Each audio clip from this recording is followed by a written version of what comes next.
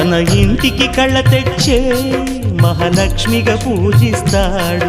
తన కంటికి వెలుగిచ్చే మణిదీపం నీవంటాడు.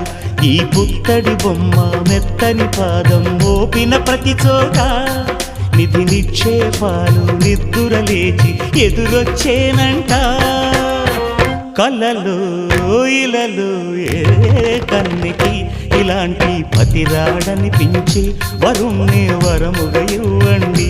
కనీ విని ఎరుగని వేడుకతో వివాహం జరిపించాలండి. దేవతలారా రండి, మీ దీవెనలందించండి. నోచిన